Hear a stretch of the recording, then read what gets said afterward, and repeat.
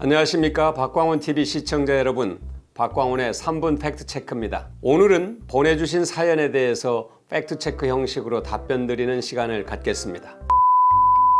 첫 번째 사연입니다. 청약 기회도 거의 없는 30대가 정부의 대출 규제 강화 때문에 집을 마련할 길이 막혀버린 것 아닌가요?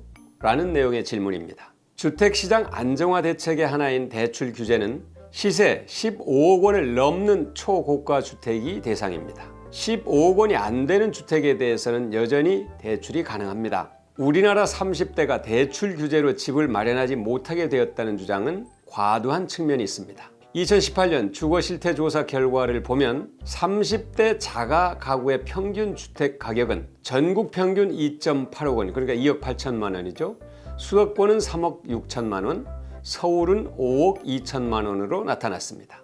정부는 무주택 실수요자를 위해서 대출 규제를 완화하고 낮은 이자의 다양한 정책 자금 지원을 확대하는 등 보완책을 시행하고 있습니다. 예를 들어서 부부 합산 연소득 7천만 원 이하인 무주택 세대주가 6억 원이 안 되는 주택을 구입하는 경우에는 투기 과열지구라고 하더라도 LTV 40%를 50%로, DTI 40%를 50%로 10%포인트씩 낮게 완화했습니다. 30대의 경우 신혼부부 특별공급이나 생애 최초 주택구입자 특별공급 혜택을 받을 수도 있습니다. 한편 지난 2018년 5월부터 2019년 9월까지 서울 지역 청약 당첨자 현황을 분석한 결과 전체 당첨자의 약 40%가 30대였습니다.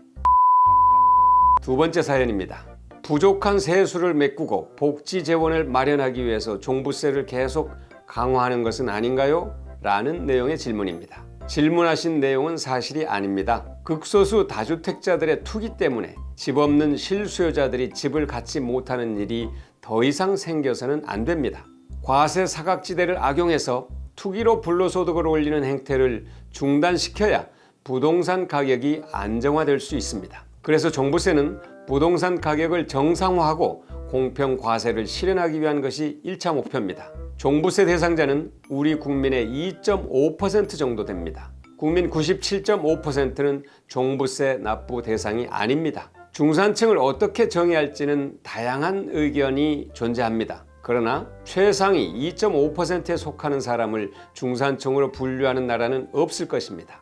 종부세가 중산층에게 부담을 주는 세금 폭탄이라는 주장은 그래서 정치 공세인 겁니다. 세 번째 사연입니다. 종부세가 1주택을 보유한 은퇴자에겐 과한 조치가 아닙니까? 종부세 때문에 집 한 채 보유한 중산층의 등골이 휠 지경입니다. 앞에서도 설명드렸듯이 종부세는 중산층이 아닌 최상위 계층 2.5%를 목표라는 공정과세라는 점을 다시 한번 강조합니다. 그리고 과중한 세부담을 방지하기 위해서 세부담 상한제가 이미 마련되어 있습니다.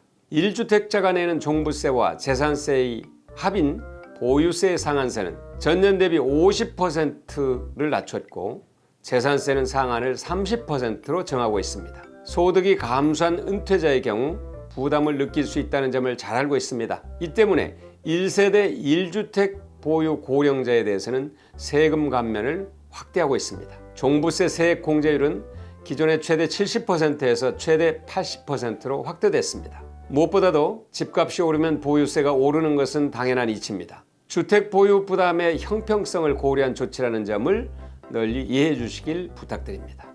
지금까지 박광훈의 3분 팩트체크였습니다. 감사합니다.